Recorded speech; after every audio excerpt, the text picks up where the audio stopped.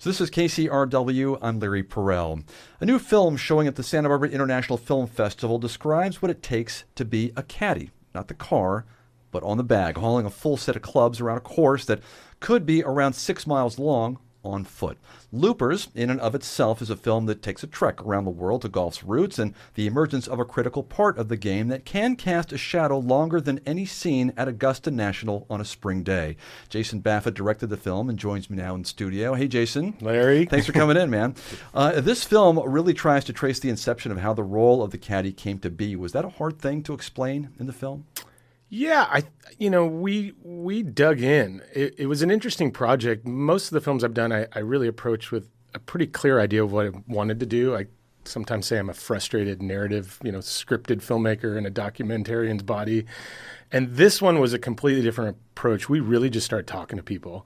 And it was like, go to the Masters and see who you can find who was an old caddy. And we were meeting people at gas stations and in back bars. And if they were willing to talk to us, we would sit them down and do a 1-hour exploratory interview. And slowly but surely, these details start bubbling forward. There's a mantra in caddying: keep up, shut up, put up. And that's been around forever. Well, you can imagine when you're trying to interview people and shut up is one of the 3 things they live by is almost impossible.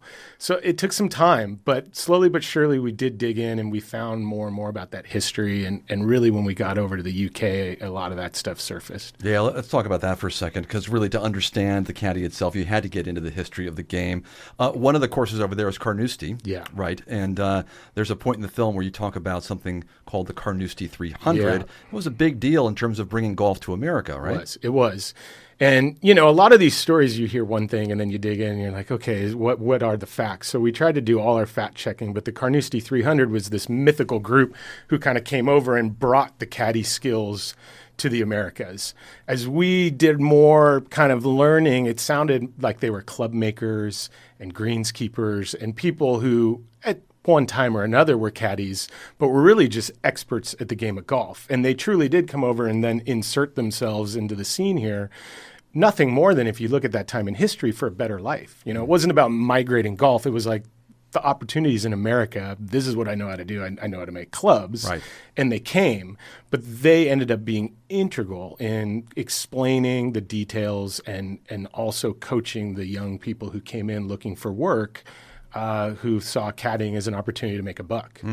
Bobby Jones was a huge star overseas, also a huge star here in the States as well, but really carved out a very short career, within a very short time, legendary sort of status sort of in the golfing world, and sort of associated himself with the Carnoustie 300 and helped develop Augusta National, right? Yeah. Yeah.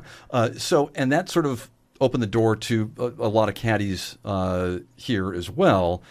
Can you talk about that point in the film where that's kind of a major transitional point with Bobby Jones and Augusta and the world of caddying itself? Yeah, Bobby Jones wanted to have a premier golf course here, and he aligned himself with a designer, and they put together what is now Augusta and holds the Masters. And for those who don't know golf, that's kind of the Super Bowl of golf. It's become that. From a filmmaking standpoint, what was interesting is, for whatever reason, and looking back on it, I think it's just because it is such a high stakes and renowned tournament.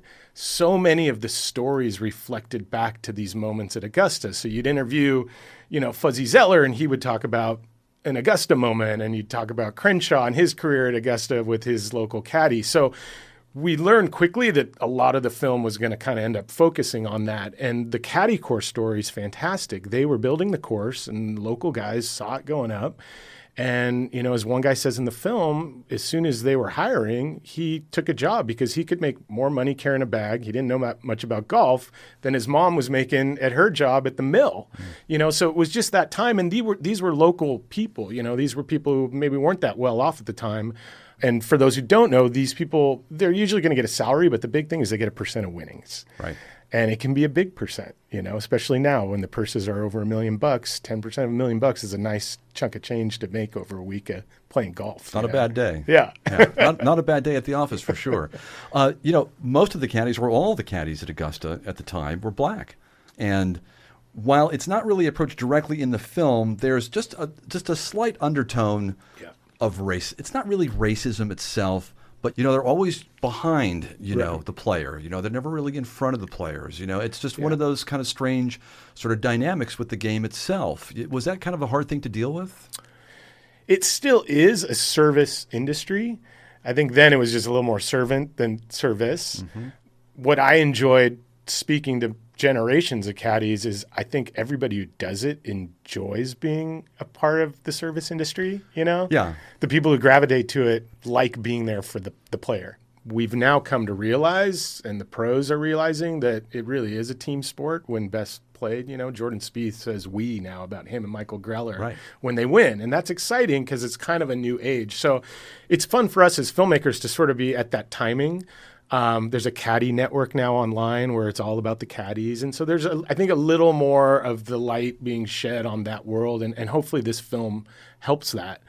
We definitely had caddies who said, I'd love to do an interview. Let me ask my player. And the player would be like, we got to call the manager. And the manager would be like, no, do not let him talk. Right. So, it's not an open book yet. It's not like you can go to a baseball game and just talk to the catcher, Talk to me for a minute about Bill Murray.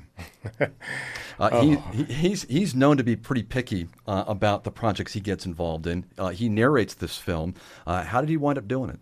Gunga Galunga. Mm-hmm. From day one, I was pushing the producer. I was like, if there's one voice to narrate this thing, it's got to be Bill Murray. I mean, he is the one guy that it just has to happen. And my glorious producers hounded him for literally about a year.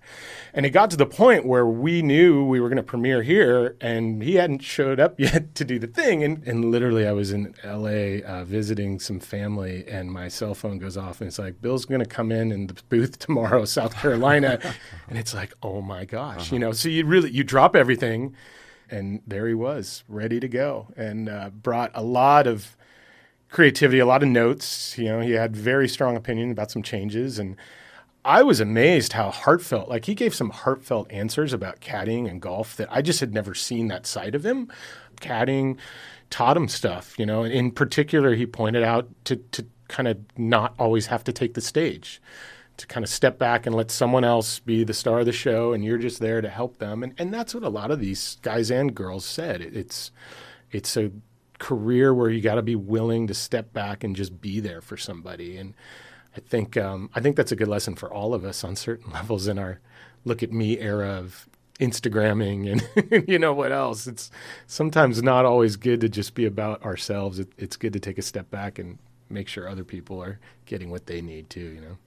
Jason Baffa directed the film Looper as it debuts Saturday night, the world premiere on Saturday night at the Lobero Theater, Santa Barbara International Film Festival. Jason Baffa, thanks for coming in. Thank you. Really fun to be here. Yeah.